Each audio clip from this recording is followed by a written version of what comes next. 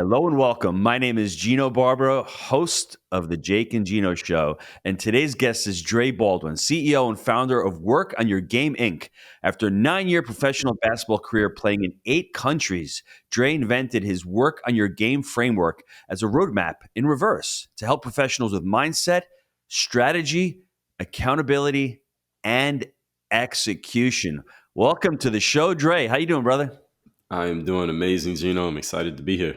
First question for me, what was your favorite country to play in? Great question. I got to give 2 answers. I got to cheat, give you 2 answers. So I would say Lithuania was the first place. That was the first place I went. That was my first time outside of the country. So that's always going to have it's kind of like your first kid. You know, you're always going to remember that one just because of it. So just walking around Europe, and there was a couple other Americans there with me. I was the only rookie. So just walking around there was just very surreal. Like I'm actually in Europe from playing basketball, and I have euros in my pocket. So that was just surreal, that one. So I would say Lithuania number 1, and number 2 was Mexico. Believe it or not, even though Mexico is a third world country, and I got like 3 different infections while I was there. Mexico was a very fun off the court because you never knew what was going to happen. Day by day, it was like you're rolling the dice. You never knew what was going to happen in Mexico. So that was at that age, I was in my early 20s. It was a very fun experience. I wouldn't want to do that now, but then it was perfect. Isn't it amazing that Mexico could have? They're our biggest trade partners. They've actually surpassed China right now. With this whole COVID thing where we want to get closer overseas, Mexico could be an amazing, country economically if they got rid of the corruption. They have so many natural resources, and the people are amazing. The landscape is amazing. If they got their act together, I'm veering off topic. How was it in Europe? Did you ever play in Italy? Please tell me you played in Italy. I did not. I've never even been to Italy. I need to go. Dude, that's you should have said, you know what? After Mexico, I'm going to Italy because I'm going to have me some pasta and I'm going to have me some water that I can drink of because my mom lives in a mountain. Yeah. She's got a nice fountain. I'm drinking water from the fountain. You can't do that in Mexico, but in Italy, you cannot do that in Mexico. So let's get back into your background. How did you get into playing professional basketball? Where did you grow up and how did you aspire to start playing professionally in basketball? Grew up in Philadelphia, played every sport growing up. The backyard driveway sports that every kid plays, and we all have those aspirations when we're 8 years old. Yeah. But I played a little bit of football. Never got serious into it. Never actually had the equipment. Then I played baseball and was okay at baseball, but my ceiling wasn't very high in baseball. So I moved on to basketball by around age 14, which is pretty late.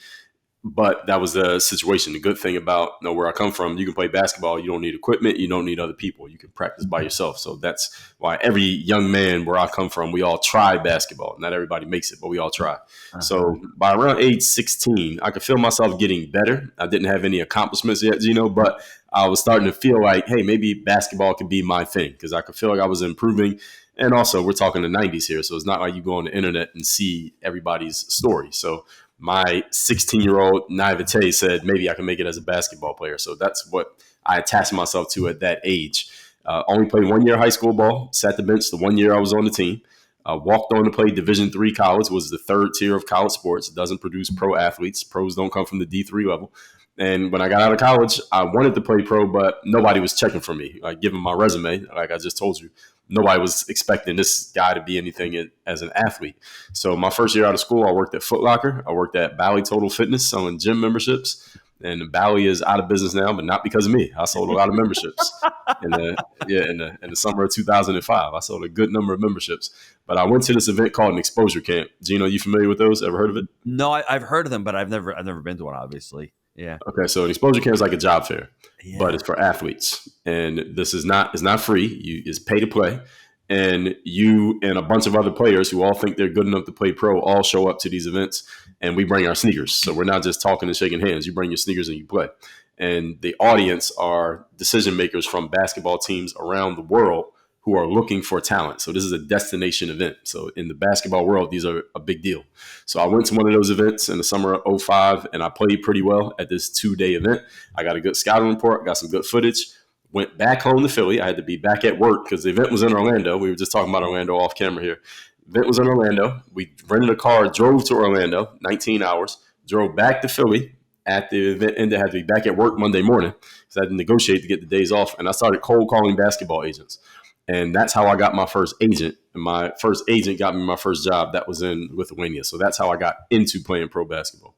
Wow, that is awesome. And then you're going those 9 years, eight. I mean, like, so for everybody out there, it just doesn't come to you. You got to make it work. I mean, going Right. to Foot Locker, going to Bally's, learning the skills of cold calling, that translates into sports.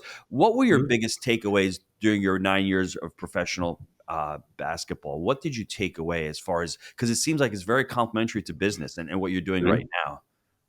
Absolutely. So the number one thing just to get in the game was I had to learn how to sell myself. Right. So that was, and this is not how most athletes' stories go. I don't know if you've had other athletes on your show, but most athletes, they're usually anointed at a pretty young age. By the time they're 14, 15, everybody says, this guy's going to go somewhere. As long as he doesn't mess it up, he's going to go somewhere. Right. So I wasn't the normal athlete. I mean, normal athletes, they don't need to go to an exposure camp. The phone call, their phone is ringing, right? They don't have to ring phone. Somebody's ringing their phone. They get to pick which opportunity they want to take. I didn't have that situation. So I had to learn how to sell myself just to get my opportunity to play. So that was number one, just tapping into my marketing and the marketer and salesperson within me. And number two, when it came to on the court, as well as off the court, is those mental tools that became the foundation of the work on your game framework. So it was a discipline, showing up every day, doing the work, having the confidence to put yourself and your work out there, the mental toughness to keep going when things aren't working, and having the initiative to actually go and do something, not sit around and wait for something to occur, but go and make something occur even when nothing is happening. So I had to develop those tools just to get my chance in basketball. And then once I started explaining that to other people and I saw how much they were taking to it, I said, oh, this has legs. I just thought this was the normal way everybody thought, but obviously it was not. So those were the tools, most important. Let me ask you this question. It may be difficult for you to answer, but you're saying people are anointed when they're at a young age. And this may be whether you're in sports, whether you're a business person, whether you're an actor, actress. That could be a double-edged sword, couldn't it? Because at 14 years old, you may see yourself as being privileged. It may not have to put as much hard work into it and may actually slide. Now, there's a lot of people who don't do that, but I could see a lot of people taking that fixed mindset of like, I'm already great. I don't need to do any more work. Have you seen that in your profession and even in the business world? Well, it definitely happens in the business world. And the sports world is a little bit different, Gino, simply because there's a certain baseline of talent that if you're going to play at the pro level, there's a certain baseline of talent you have to be at or above. And anyone who's at that level or above, you're only competing against the people who are at that line. Anyone who's below that line is not in the conversation. So we're only talking about maybe 5% of the population, especially in a sport like basketball, where you have the height requirement as well as the physical abilities. So anybody who doesn't have the size and the physical tools, they're not competing against. I'm not competing against some guy who's 5'7", no matter how hard he works. Right. So those other athletes, yes, there were some athletes who they didn't really work on their games that much. They weren't that disciplined, but if they are talented enough, they would still get opportunities. They would actually have to do something to mess up their opportunities. Now, I saw that happen with a lot of people, but they had to actually do something not intentionally, but they had to actually do it in order for the opportunity to get messed up. But again, when you're only competing against a small pool of the population, if you're talented enough, it can be enough to get you in the game. It won't keep you in the game, but it can get you in. So once you're in the game, I like it. You weren't anointed. You get out of basketball, you retire. What's that feeling like to leave something that you've done for 10 years and that was part of your life? Was it joyous? Was it happy? I'm like, I'm done traveling. I don't want to do this crap no more. I got to settle down and make some money. What was the feeling like? Well, the first thing is I never really considered myself retired. I just stopped playing. I never retired. Sounds like some old person, but I never considered myself retired. I just stopped playing. So for me, it wasn't the thing for me. Again, this makes it a little bit different than most athletes. I had many times in my career, even after it started, Gino, that the phone was not ringing. I was a free agent. So any of you, let's say if you know the entertainment world, like an actor or actress in between jobs, they don't know when the phone's going to ring again. So they're waiting tables. They're working at Starbucks. So there are athletes who have those similar situations. You may hear those stories. This he's a starting quarterback on Monday Night Football, but 3 weeks ago he was bagging groceries, right? So it could be a situation like that. So for me, when there were times that my phone wasn't ringing, I started to build what became my brand in the gaps of my employment. My gaps in my basketball employment, I started building what became work on your game. I started putting content on the internet. I started creating courses. I started creating products to sell. I started just formulating the pieces of what this will become. And I built this audience on the internet that was more prominent than the fan base I had from actually playing basketball. Most people know me from the internet more than they know me from being a professional athlete. So when I stopped playing in 2015, I already knew exactly what I was going to do because I was already doing it. It's not like I stopped playing on Monday and then on Tuesday I woke up and said, all right, now what do I do with the rest of my life? I already had it in place. I'd been doing it for years already. So for me, the transition was a little bit different than most pro athletes, or what most people envision a pro athlete's transition to be like. So mine was a little bit different story just because of my background. Back then, you're saying it as if, hey, everyone knows how to build a brand. And I started in 2010. I followed Brendan Burchard, basically Experts Academy. The guy is amazing. What made you do that? You're not even in the business world. You're not even thinking like that. Like, what was the epiphany for you to say, hey, I am my own brand? Like, everyone now says storytelling and branding is all over the place, but you're doing it. It's in infancy while you're shooting jump shots in Mexico. That's really an amazing, to me, story. That connection is like, I'm playing here. And for everybody out there listening, saying, I don't got the time. No, it's not that you don't have the time. You just don't have the creativity. You don't have the why. You don't have the drive to do it. Because if Dre's in a foreign country, shooting baskets, working on his day job, trying to fill the gaps. And then in the meantime, and his side hustle, he's building a brand and trying to create content. How did you do that? Where did you get the idea to do that? Great question. So I'll give you two sources. So first of all, when I was in college, probably around 2002, I responded to this bulletin board posting. This is before we had the smartphone. So hey, somebody wanted to announce something was on the bulletin board.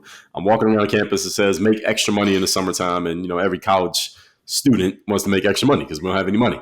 And this is before athletes could make money off their name, image, and likeness. So college athletes, we are especially broke because we don't even have time to get a job even if we wanted to. So I responded to it. Turns out this guy was doing network marketing. And I went to a couple of the hotel meetings. And when I got back to Philly, I went to school at Penn State, Altoona. I went back a couple of hotel meetings. And at these meetings, a couple interesting things happened. Number one is that any of you ever been to one of those meetings? I'm sure most people have. I'm sure you've been to a couple. That 80% of the meeting is not about the actual product or service being sold. 80% of it is just breaking people's false beliefs about money and business and entrepreneurship. And I have a business degree, a 4-year business degree. And the stuff that I was hearing in those hotel meetings was completely different than the stuff I was hearing in the lecture halls. Yes. And I said, wait, these people are explaining business in a way that they're not even teaching it at school. And I said, what they're talking about, it made sense because that's the whole point. 80% of the meeting is breaking your old beliefs about money. And then the last 20%, they sell you on their vehicle, their opportunity, right? That's the whole setup. And another thing that happened in those meetings is at the end of the meeting, the speaker would always say, when you leave the room, go by that table out there and get the personal development books. I never heard this phrase, personal development. And they would name drop these authors, Tony Robbins, Jim Rohn, Brian Tracy, Zig Ziglar, Napoleon Hill. I never heard of these guys. And I couldn't afford the books. So when I got back to school, I went on eBay. This is before Amazon was the place. I went on eBay and I bought pirated copies of 2 books. I bought Think and Grow Rich by Napoleon Hill, 99 cents.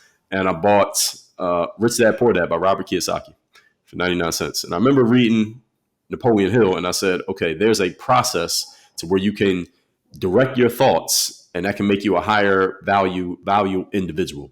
I said, I always had some inkling in my mind about that, but I didn't know it was a real thing. That's when I really got into personal development. And that became what I do now.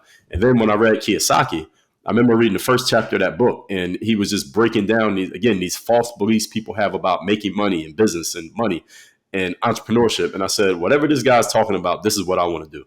I said, I'm going to play basketball after school, but after basketball, I knew basketball didn't last forever. After basketball, I'm going to do what this guy's talking about. And I didn't quite understand exactly what he was talking about, but I knew it was different than what most of the adults around me were doing at the time. So that planted the seed. So again, this is 2002.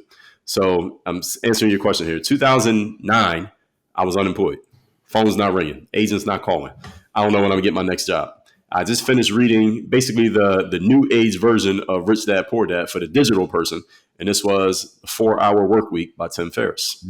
Similar principles, just how do you do it on the internet? He was the first person I ever heard talk about, here's how you can delegate. Here's how you can hire somebody in India or the Philippines to work for you. You don't ever have to meet them in person and you can tell them what to do and they can do stuff for you. I never heard those concepts before. And Tim, he had a very popular blog at the time. That's how his book sold so much. And he talked about how you can test out a product idea. And I remember following what he says, simple 4-step process. And I made my first product, sold it for $4.99. And when I made my first sale, Gino, that when I first put it out, it took me about 2 days to do it.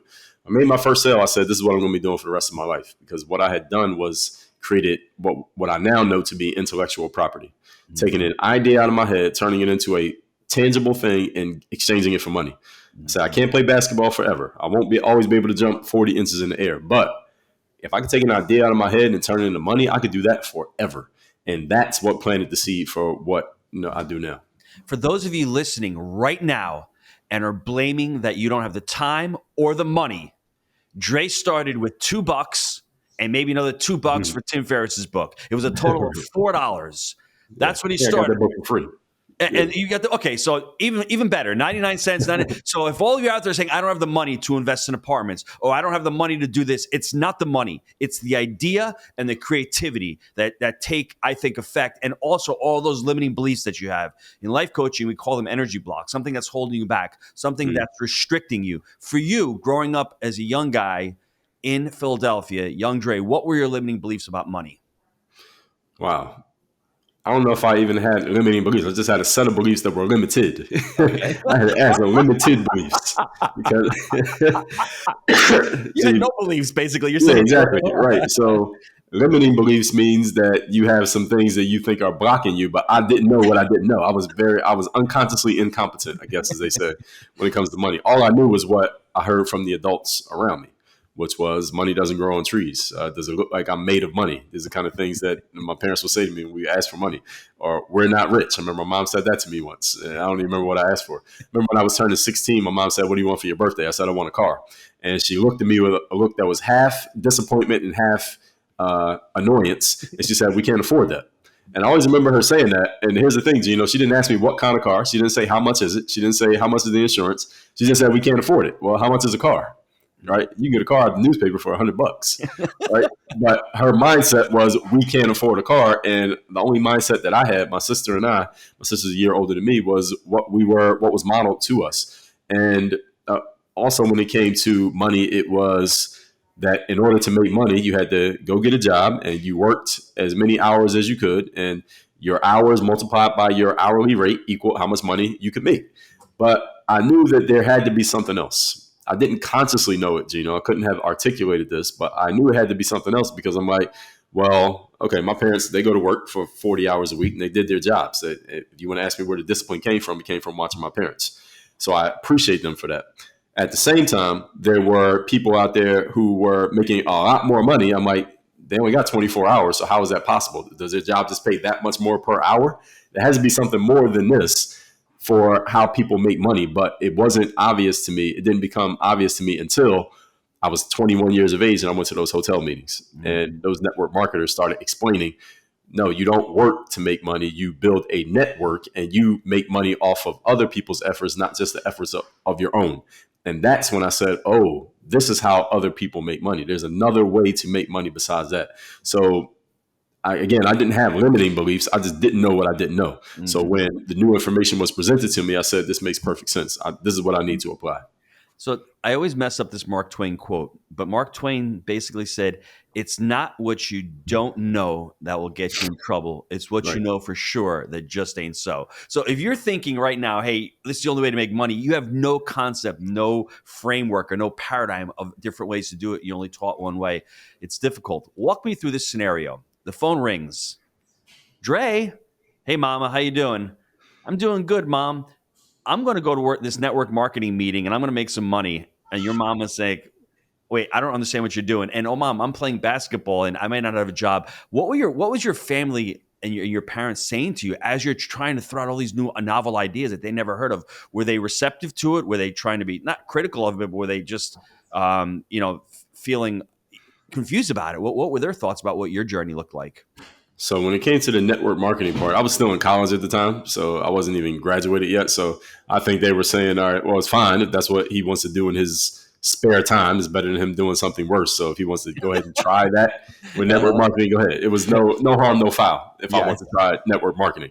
Yes. Now, the basketball part, this was after I was graduated from college. So my parents are looking at it like, all right, you graduated, now you got a degree, leverage your degree, go get yourself a good career and, get yourself an apartment, a car, live happily ever after. So when I said I wanted to play basketball and I didn't have a plan to play basketball, it didn't make sense. And my parents pointed that out to me. It didn't make sense. They were 100% factually correct. I didn't have a plan. I didn't have any job offers. I didn't really have a strategy to make it work. I just had this idea, this vision in my mind that I was going to make it as a basketball player. And as I told you, my first year out of school, I didn't play. I was working at Foot Locker and Valley Total Fitness. So clearly I did not have a plan. It wasn't until a year later that I kind of figured I grabbed on a thread, go to this exposure camp, and hopefully play my way into the game that I was able to make it work out. So they clearly pointed out to me, like, you don't really have a plan for making it work in basketball, so you do need to get a regular job, because I was still living in my parents' home. But as far as the network marketing piece, again, they didn't really care because, he's still in college. So as long as you stay in college, it's not like I said, I'm going to drop out of school and do network marketing.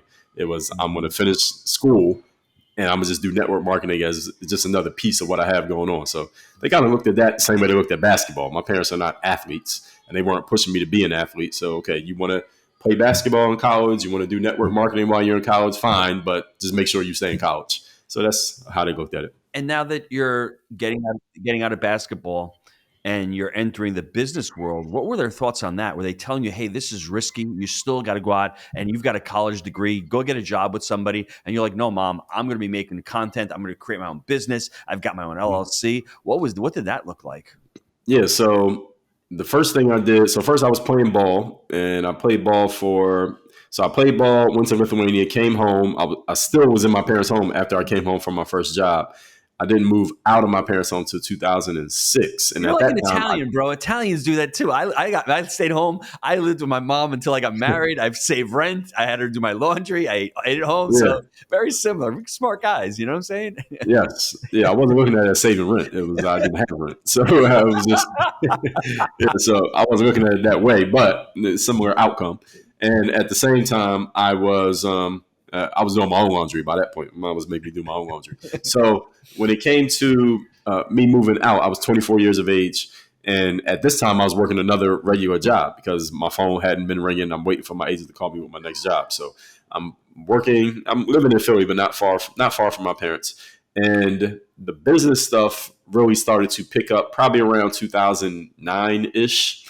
I've been making videos on YouTube and blogging for a couple of years at this point, but it wasn't like I had an audience of basketball players, so it's not like a bunch of other people knew about it. But by around 2009, now Google buys YouTube. Now you can monetize your videos. You can make money from ad revenue.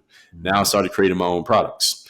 Now my name started to pick up even more buzz just because I'm making all these videos, and now the average consumer is starting to go to the internet because we're starting to use phrases like content, social media. Now, being somebody on social media was starting to be a thing. Mm-hmm. And now I was already somebody on social media because I've been doing it for 4 or 5 years at this point. So now people are coming to me saying, congratulations on all your success, and because I had all these followers on the internet. And so people are just considering this to be success. So at that point, I don't think my parents, even to this day, they didn't quite understand this whole internet thing. They're in their 60s, right? So they don't know about this stuff, but they knew that I had a name and they knew that I had fans. Mm-hmm. And they could see, you could see on the surface, all right, there's money to be made on YouTube, whatever you can Google, all right, you can make money making YouTube videos. So the more videos you got, the more money you make. So people are just assuming you're making money because you got videos on YouTube. Then I have my own products and I'm playing basketball and people know me. I'm known on the internet. Somebody might notice me in the street. So by this point, okay, our son, he does something on the internet. Now, I don't think my mom could even explain what it is her son was doing, but I was doing something, right? So that's the way they were looking at it. But they never sat me down and said, hey, be careful being an entrepreneur. It was never that kind of conversation because I saw the adults around me growing up, Gino, and I saw how they were living and how they looked at work as a necessary evil. I have to go to work. Not I get to go to work. I have to go to work. Mm-hmm. And complaining about their bosses, complaining about their coworkers. Sunday night was nobody likes Sunday night because you got to go to work Monday morning, right? Mm-hmm. So I knew I didn't want to live like that. So it was never a consideration of, well, what do these people think or what do those people think? I knew what I wanted to do. That's awesome. And for the listeners out there, this is an important question because when you started building a brand, there was no such thing as we were talking about, no storytelling. There was no branding out there. Right. Can you give the listeners a couple of tips? Right now, I'm just starting my journey. I'm in multifamily. I'm in real estate. I'm a salesperson, whatever. What are a couple of things that I can start doing to build my brand? Because I think every single person listening to this is their own unique brand. They have something special given to them by God. They have special gifts. They have special talents. They have special purpose here, I think, on earth. How do you start building a brand? Well, let's first identify what a brand is and define what a brand is. A brand is simply the space that you occupy in the minds of your consumer. So where have you burned your idea or the idea of you into the minds of the people who are consuming your material? Because the concept of branding comes from the farm, right? When the farmer would put his branding iron on the hide of a cow, just so everybody knew if this cow happens to wander off the farm, this is Mr. Jones' cow, right? So the branding is just what idea have you burned on the minds of your audience of what you're about. So when your name comes up, what do they think about? Or when they think about X, does that make them think about you? So let's think golf, Tiger Woods, tennis, Serena Williams, basketball, LeBron, Michael Jordan. So what idea do you want to burn on the brains of your consumers about you? And the easiest way to do that is not to let them, the people, define who you are, but for you to define for them who you are. And the easiest way to do that these days is through content and media, simply because you can put media out for free these days. Whereas 30 years ago, you had to pay to put your face on a billboard or your commercial on TV or your ad in a magazine. Now you can put it out completely for free. And many people use these applications where we put free material out all day, every day. So if you can just pick a medium through which you want to be known, less audio, video, written material, and just consistently be out there putting your message out there, whatever it is, people are going to come to see you as the person in that space because that's what you're talking about consistently. So you are what you consistently do. And it doesn't have to be to everybody. You don't have to be known by everybody. You don't need tens of thousands or millions of followers. You just need your audience, the specific people who you want to be somebody to. They need to know who you are, and you want to help define for them how they should be looking at you. I need to really repeat that and do it slowly for everybody. And I'm going to do it at the end also. But a brand is the space that you occupy into the mind of the consumer. And at Jake and Gino, we like to say we create multifamily entrepreneurs. We're teaching people to buy multifamily, but it's also an entrepreneurial venture. What is your brand? What do you want your brand to signify to your consumer when they're thinking about it? Work on your game is about taking the tools to help athletes get to the top 1% of the sports world, and we translate those tools to the business world. That's how professionals perform at their highest level, do so consistently, and make more money. Bam. Let's take a quick time out to hear from our sponsor. Now, we have had a great run in multifamily, going from 0 units to over $250 million in assets. That's over 2,000 apartment deals that we've been able to purchase through our framework: buy right, manage right, and finance right. Now, Jake and I, we created the Jake and Gino community back in 2015. We launched our first book, Build Our Profits. And since then, our students have closed over 60,000 units. That's over $4 billion in assets they've been able to close over the last 6 years. And that's why this community has been so successful. We call it results-based education, and we pour back into the community everything that we've learned on our journey from 0 to 2,000 units and all our systems and scale that we use on our very own property management and investing companies. Jake, I love that. It's not just education, it's implementation. So what I want you to do, click on that link down below, apply to work with our team, see how we can help you on your journey in multifamily. I love that. That's what we call a catalyzing statement for everybody out there. He knows exactly what he's focusing on. I like the imagery you have. It's about professional sports. I mean, it really resonates with a large segment of the population, and they think sports is one way, but really sports is competition. And then if you translate over into the business world, it is competition, and it is practice. Practice has a lot to do with it. So let's talk about the work on your game. There's 4 steps. I'm going to list them out for everybody. I want everyone to write them down. It's discipline, confidence, mental toughness, and personal initiative. Let's go through all 4 of those and why they're so crucial in the business world as far as the sports world. Sure. So let's start with the discipline. And people ask Dre, what's the most important one on all of them? Is the first one, discipline. Your willingness and ability to show up every single day and do the work. And this is, a lot of people go looking around for motivation when it comes to getting themselves moving and doing what they need to do. And while motivation is beneficial, I mean, I've made videos called the weekly motivation, daily motivation, send out motivational texts, because that's what I know people are looking for. The truth, however, Gino, is that a true professional can't depend on motivation, because motivation is not always available and motivation comes and goes. It's not dependable. It's not reliable. Discipline is much more reliable than motivation. And first of all, let's back up. We talk about being a professional. A definition of a professional is someone who does something as their main paid occupation. And the only way you can get paid to do something consistently is if you deliver consistently, because who's going to pay for something that's not consistent? It's like you pay for Wi-Fi, you pay for your phone service, you expect it to work all the time. If it's not working, you're going to be really pissed off because you're paying for it, you're not getting the delivery. It was the same thing at work. If you're not consistently delivering, why would your boss want to pay you? If you're not consistently delivering, why would your clients or customers want to pay you? Well, it's a trick question. They would not. So how do you do that? So we extend that definition here at Work on Your Game, that the true definition of professional, or the further definition of it, is a person who shows up and delivers every time, regardless of how they're feeling. That's what discipline is about, that you don't have to feel good. You don't have to be excited. You don't have to have gotten good sleep last night. You could have been arguing with your spouse, or your kid could have been waking you up all night, or you could have a cold, your stomach can hurt, but you still got to show up and deliver. Why? Because you're a professional and that's your job. That's what you do. So that's what the discipline is about. Confidence. So confidence is, definition of confidence is your belief in your ability to do something. So where does that confidence come from? Where do you get the belief to do something? Well, a couple of sources. Number one, discipline creates confidence. There's a reason why we have these in this particular order. When you are disciplined and showing up and doing the work on a consistent basis, what does that build? That builds a belief in you that you can do the thing, whatever the thing happens to be. So that's where the confidence comes from. Now, somebody may say, well, Dre, I get it. I can practice all the time, and I believe I can give this sales presentation. I believe I can give this this talk for this consulting contract that I'm about to present, but I've never actually done it live. What about the confidence right there in that moment? Because a lot of athletes would ask me about performance anxiety, Gino. So I practice a lot in the gym by myself, but how do I translate that to the game when there's 1,000 people watching me? And it is a legitimate question. The same thing for a salesperson. I can practice my sales presentation at home in front of the dog and the cat, but now I'm in front of these 3 people who I'm trying to sell to. Is a different world. How do I get the confidence for that if I've never done it before?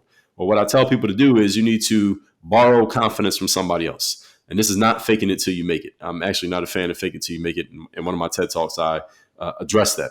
And borrowing the confidence from somebody else is, let's just say, are you a sports fan, Gino? I am. All right, what's your sport, favorite player? I mean, I used to love the Yankees. I was a big Jeter's fan, to be honest with you. So Jeter? Yeah. Okay, perfect. All right, so let's say you were playing baseball and you practiced all off season in spring training and you're about to play your first game, but you haven't played any games yet and you're nervous. How do you translate the skills that you practice in practice to the game? I would tell you, all right, your favorite player is Derek Jeter. Let me ask you a question. How would Derek Jeter show up to the ballpark today? What kind of energy would he have? How would he walk up to the plate? How would he take the field? How would he be feeling? I want you to put yourself in a frame of mind of a Derek Jeter, or if it's a basketball player, they may say LeBron James or Steph Curry or whoever they like. Put yourself in a frame of mind of that person. Still be you. You're still going to play your game, but you're going to borrow their mindset, their energy, and their stature. And then you go out there and perform. And now when you go out there and perform, now you don't have to borrow from Jeter or Curry or LeBron anymore. Now you have your own self as an example, and you can use yourself as an example. So this is not faking it till you make it. It's actually becoming it. Because when you're playing a sport, for example, you can't fake hitting the ball. You can't fake fielding a grounder and throwing the ball to first base. You can't fake that. You did it or you didn't. Mm-hmm. So once you've done it, now you have yourself as an example, and that's how you start to build up your confidence. You need the reps. That's what you basically do. And a lot of people don't like to put in the practice, and they don't want to put in the reps. And it's, this whole, I'm just an amazing podcaster. Well, you've done over 700 podcasts or whatever. It takes time. And that's the thing. And I think the accountability piece that you talk about, I have a great partner in Jake. I don't know if I would have lasted 7 or 8 years doing podcasts. I'm not going to lie to you, because some of them, the very first 30 or 40, we're pretty brutal. I'm not going to lie to you. We've gotten better through practice and through repetition and through coaching and through all of that, but it's really important. And the confidence that my partner gives me is also a really huge one. The third one is mental toughness. And I think I've been talking about that, having that mental toughness to be able to last for 7 years, to be able to be laughed at, to be able to say, these guys don't know what they're talking about, why they're sharing their stuff. Let's talk a little bit about mental toughness. Mental toughness is the security guard of your mental health. We know mental health is a big thing these days, and mental health and mental toughness are not diametrically opposed. They actually work together, because when you are mentally tough, it basically protects the rest of your mental condition. Because in life, no matter how hard you practice and how confident you find yourself to be or believe yourself to be, there are going to be times where things simply don't go the way you want them to go. You're in sales, you're going to miss a sale. All right, there are times you think you have that client in the bag and they end up changing their minds. You get ready for the game and you miss all your shots. That happens. So mental toughness is about how capable are you to remain disciplined and remain confident despite the fact that all the success that you have prepared for is late to the party. It hasn't shown up yet. Can you keep showing up and delivering as if, or performing, let's just say, as if yesterday's setback and last week's failures did not happen? That's what mental toughness is about. And what I tell people all the time, Gino, is that I shouldn't be able to tell. No one should be able to tell how good or how bad you're doing based on how you show up every day. I shouldn't be able to tell if you closed 3 sales yesterday or you haven't closed 1 in 3 weeks. Your energy should be exactly the same. That's what mental toughness is about. Do you show up consistently and deliver as if yesterday didn't happen? Because in the sports world, you got to have a short memory. You had a bad game yesterday. We got another game tomorrow. Yesterday's game doesn't matter. And if you had 40 points last game, it doesn't matter. None of those points carry over into tonight's game. So you still got to show up and deliver the same way. Mm-hmm. And the last one, which I know you have a lot of since you're waiting by the phone between gigs, personal initiative. I mean, working at Bally's, working at Foot Locker, and waiting for that. That's got to be very, very challenging. So the fourth one, the personal initiative, what are your thoughts on that one? When I was trying to make it in basketball, one thing about me, Gino, is I'm able to be as objective as a human can be about themselves. I try to look at things as objectively as possible. Now, no human is completely objective, but I try to be objective. And I remember when I was trying to make it in basketball, so between 2004 when I graduated and 2005 when I started playing, it was about a 1.5-year process. I said to myself, well, wait a minute, Dre, there are about, a lot of people don't know this, there are about 5,000 jobs in the world, the entire globe, for a professional basketball player who's born in the United States. You're American born with an American passport. There are about 5,000 jobs total in the whole world. 5,000 sounds like a lot. That's not a lot. And I remember thinking to myself, how many players come out of, I don't know if anyone's ever seen this graphic, but 3% of high school players play in college, 1% of college players play pro in the United States. Uh-huh. And I thought to myself, okay, there are thousands of players who all think they're good enough to play pro. You go to any college basketball gym in America and you ask a bunch of the players, do you think you can play pro basketball after college? All right, 90% of them are going to say yes. Now, are most of them going to play? No. But if you ask them, do they think they can play? They all say yes, right?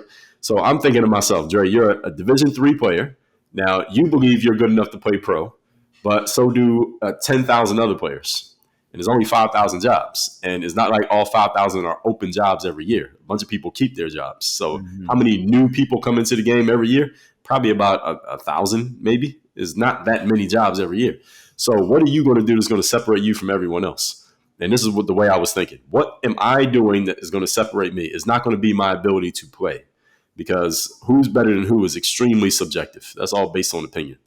Again, I told you there's a baseline level of skill. Do I have that? I had that. Okay, so let's just say it's 500 of us with that baseline level of skill, and there are 25 jobs. How am I going to get one of those 25? It's not going to be based on performance. I have to be able to do something else. And I realized, looking around at other athletes, okay, these guys, they're not salespeople. They're not marketers. They're ball players. They just want to go on the court, play ball, and let that be enough to get their opportunity. I said, I have more skills than that. All right, I've been to the hotel meetings. I've been to the network marketing. I've done the cold calls. I've sat down face-to-face, nose-to-nose, belly-to-belly, and done sales. I've done that. Why don't I take those same skills and apply them to getting myself on in basketball? That was the initiative that I took. And that's why when I came home, I didn't say this part of the story. When I went to the exposure camp in Orlando, came back, I cold called 60 basketball agents. Of those 60, they had a phone number on Google, I called them. Of those 60, 20 of them said, let me see your footage. I sent them the footage. The footage was on a VHS tape. You remember those?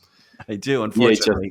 Yes, so I sent the footage. I'm making double. I had a double decker VCR at home. I'm making copies of the tape, mailing it in bubble mailers out to agents. Of the 20 agents I sent that tape to, one agent called me back and said, "I'll represent you." He was the guy who got me started in Lithuania. So that's 1 out of 60, right? So that's how I got on, and I knew that most ball players would not be willing to do that because I knew the mindset of them. I talked to them every day, so I knew their mindset was, I just want to play ball and let that be enough for me to get on. And if they don't see it, they don't see it. I said, that's not a good enough formula for me because there's leaving way too much to chance. And I'm coming from a D3 level. So why would they even be looking at me? I need to do something that make them pay attention. And that's why I was willing to do things that a lot of other athletes were simply just people, period, were simply not willing to do. How many people make 60 cold calls to get a job in anything, let alone playing a sport where only 1% of people get a chance? So I've always been the type of person who rather go knock on some doors rather than wait for somebody to knock on my door, or ring phones instead of waiting for somebody to ring my phone. I've always been that type of person. I've got some bad news for the listeners. If you're not willing to play in Mexico, there's probably only 4,800 jobs. So you can knock that down. There's some probably countries that you don't want to even look at. So that 5,000 job really shrinks down. And the fact that it's probably 1,000 turnover every year, you have about 1,000 opportunities out of those 5,000. It's mind boggling. And the fact that the hard work that you put in to get into that is truly, it's really awesome. How does your company, Dre, how are you helping individuals in your company? What does your company do? Sure. So at Work on Your Game, what we do is we take our 4 pillars are mindset, strategy, systems, and accountability. So that baseline of everything we do is mindset. And I explain to people that anything you're trying to do tangibly, until you change your frame of mind around the tangible thing, your mindset around it, you're not going to do it. This is how people can go to events. They can go to conferences. You were telling me before we start recording, you all have an event coming up. All right, people can go to the event, listen to everything, get all excited, take all the notes, go home and keep doing the same stuff they were doing before they came to the event. And why is that? Because their mindset isn't changed enough. Because if you don't change your mindset, you can have all the information and do nothing. And so the foundation of what we do here is making sure people get the right frame of mind. Then on top of that, we build on top of that foundation, the strategies, the systems, and the accountability to make sure they execute at the level that they want to. And our frame is all based on, again, taking the tools to help athletes get to the top of that game and translating them to the business world. Do you have any case studies? Do you have any students or members that you've been working with and said, man, this person had a terrible mindset and now he's crushing it or she's crushing it? Oh, absolutely. So one of my clients, he was in finance and he was making money pretty well. He was probably top 2% earner. So he was earning maybe $500,000, $600,000 a year. He came to me not because he wanted me to help him make more money, but because he had been listening to my material for some time. And he said, Dre, you can probably help me with everything outside of work, because he was having issues with his wife at home. He was having issues not spending enough time with his kids because he's working so much and trying to over deliver to his clients. And he had gained like 60 pounds. He was way heavier than he had been in college, and he wanted to get his weight back down. So he said, Dre, if you could help me get all my stuff together outside of what I'm doing to make money, that would be very valuable for me. And that's really what we worked on, is really getting that discipline in place. All right, how are you going to get your workouts in? How can you spend more time with your wife and settle things down there? How can we make sure you're blocking off time to spend with your young kids? He had a situation in his office where he wanted to fire somebody, but because of the structure of the organization, he couldn't really fire them. And he was pissed off at them. He wanted to, lash out at the woman. And I told him, don't lash out at her. That's only going to make the situation worse. So I kind of talked him off the ledge of that. Here's how you talk to her. You can say this and ask these questions. Just be open with her and let her quit. Don't try to fire her. Try to let her quit. She ended up quitting. He was able to replace her with the person who he actually wanted. All of those things had nothing to do with the money that he was making. So we were working on everything other than the money. So that's one example. And I love that. For people thinking about, hey, this is just for business, really it comes down to, I think, personal mindset. I think it comes down to goals. It comes down to what you're talking about in a roundabout ways, his values. He's valuing certain things like his family, like his relationship, like his health. But we're taught in this society that, hey, to be successful and you're in business, all it is about money. But when you don't align your values with your money, with what you're doing, it can be totally detrimental. And to have a clarity coach like Dre there to say to you, hey, you're not focusing on what you really should be focusing on. Let me give you some clarity. Let me give you some accountability and some guidance. That is so crucial for people out there who are lost and who don't know where to turn. Dre, what books? Give me a couple other book recommendations out there, because I've read Think and Grow Rich. I've read Tim Ferriss. I'm a big Ziegler fan. I'm a big Tony Robbins, big Jim Rohn, big Napoleon Hill, big Tracy, Brian Tracy. I'm huge. I love all those guys. Anybody else you can think of? Well, my favorite book is 48 Laws of Power by Robert Greene. You read that? Yeah, it's really amazing. And what I like about the book is I've got a son, he's 21 years old, and very religious. My son, he's